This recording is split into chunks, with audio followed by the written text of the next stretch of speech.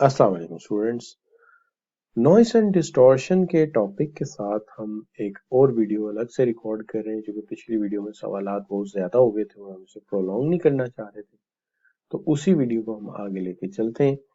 तो सबसे पहले तो आप लोगों से बात करते हैं कि हम नॉइस एंड डिस्टॉर्शन को डिस्कस कर रहे हैं। सबसे पहला सवाल इस पर्टिकुलर वीडियो में ये है कि an official changes his document and alter language many times. He wants to avoid कि एक इंसान बहुत दफा अपनी जुबान बदलता है, लैंग्वेज में चेंजेस करता है, वो क्या करना चाहता है, किस चीज से अवॉइड करना चाहता है। तो यकीनन वो चाहता है कि मेरी मैसेज में डिस्टॉर्शन ना हो, बैड इंप्रेशन ना हो, और बैड इंप्रेशन डिस्टॉर्शन हुआ तो टाइम और रिसोर्सेज वेस्ट होंगे, लिहाजा वो इन सब से ही बचना चाहता है। There are many barriers associated with communication. Which one is external among the given barrier? इनमें से external कौन सी है? तो external जो है वो physical barrier कहलाती है। ठीक है जी, तो physical barrier जाहिर है शोर की वजह से होती है, लाइट की वजह से होती है, तो ये external होती है। Question 47. In the room environment, a barrier is created when students start talking while professor were delivering his lecture. Professor साहब अपना लेक्चर देते थे और स्टूडेंट्स ने बोलना शुरू कर दिया, तो ये कौन सा बैरियर है? फिजिकल बैरियर है कि शोर आना शुरू हो गया और उनकी बात दूसरों तक पहुंच नहीं पा रही। तो हम अब आगे जैसे सवालात कर रहे हैं, तो हमारी कोशिश ये है कि हम ना सिर्फ डेफिनेशनल क्वेश्चन बल्कि सिचुएशनल क्वेश्चन भी सॉल्व करें, ताकि हमारी प्रैक्टिस ज्यादा अच्छी और पेपर में अच्छे नंबर ले सके। What do you understand by the term noise? Noise की टर्म से आप क्या मीनिंग लेते हैं? तो कहते हैं जी, disturbance which interferes with the transmission and understanding of message, जो मैसेज को अनअंडरस्टैंडेबल बना देती है। दूसरी चीज ये reduces the effectiveness and causes confusion and clarity, तो ये भी है कि मैसेज की अंडरस्टैंडिंग में ये प्रॉब्लम करती है। comes from the external environment generally, ये भी ठीक है। तो ये तीनों ही बातें, सॉरी मैं इनको क्रॉस लगा रहा हूँ, बल्कि हमें तो चाहिए कि इन तीनों को टिक करें कि ये भी ठीक है, ये भी ठीक है, ये भी ठीक है, तो ऑल ऑफ अबव आ जाएगा कि ये भी होते हैं। तो ये तीनों बातें बुक में एज इट इज लिखी। सिमेंटिक नॉइसेस, कि सिमेंटिक नॉइसेस में से कौन से वाला है? तो सिमेंटिक नॉइस जाहिर है फिजियोलॉजिकल लिमिटेशन तो हो नहीं सकती। कॉम्प्लेक्स वर्ड जब यूज करोगे, जॉर्गन यूज करोगे, तो इससे सिमेंटिक नॉइस पैदा होगा।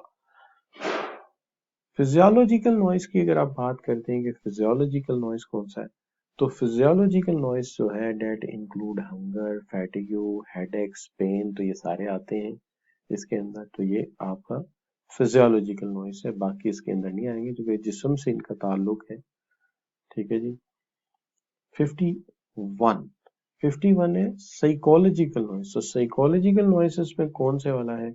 तो साइकोलॉजिकल नॉइस जो है that is the type of disturbance transmission in message due to, जो है वो नहीं, ये नहीं आएगा, बल्कि ये आएगा मेंटल इंटरफेरेंस। जब आपके ब्रेन किसी चीज में बिजी होगा, ऑक्युपाइड होगा, तो C will be the correct answer over here. And जो हम पहले बात कर रहे थे दैट इज सिमेंटिक नॉइस में आएगा, जिसको हमने पहले कह दिया था, और वो क्या है कि जब आप डिस्टर्बेंस ट्रांसमिशन होगी, इंटरफेरेंस ड्यू टू मैसेज में इम्बिगुअस वर्ड यूज किए गए हैं, तो इसका ताल्लुक सिमेंटिक नॉइस से है। 53 डिस्टॉर्शन इन कम्युनिकेशन। तो डिस्टॉर्शन इन कम्युनिकेशन जो है that is intended message is replaced with different interpretation as receiver reconstruct the meaning of the message। तो जब रिसीवर ने मैसेज के मीनिंग निकाले, तो वो मीनिंग नहीं निकाले, मीनिंग बदल दिए। इसका मतलब ये है कि इसमें ड्यूरिंग कम्युनिकेशन कोई मसला ना हुआ, इसका मसला जो है ये हुआ कि इसकी डिकोडिंग गलत कर दी उन्होंने।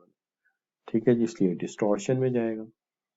Question, a complete message misinterpretation can be referred as, एक कंप्लीट मैसेज की मिस इंटरप्रिटेशन की जा रही है, तो इसका मतलब आप डिकोडिंग गलत कर रहे हो, तो डिकोडिंग का ताल्लुक डिस्टॉर्शन के साथ होता है। Given are the few example, which example is related with psychological noise? तो साइकोलॉजिकल नॉइज से कौन सी चीज वाबस्ता है? तो psychological working with high temperature, ये फिजिकल है, और सडन फीलिंग ऑफ माइग्रेन, ये फिजियोलॉजिकल है। ठीक है जी। और ये प्री ऑक्यूपेशन ऑफ प्रॉब्लम, ये साइकोलॉजिकल मामला है।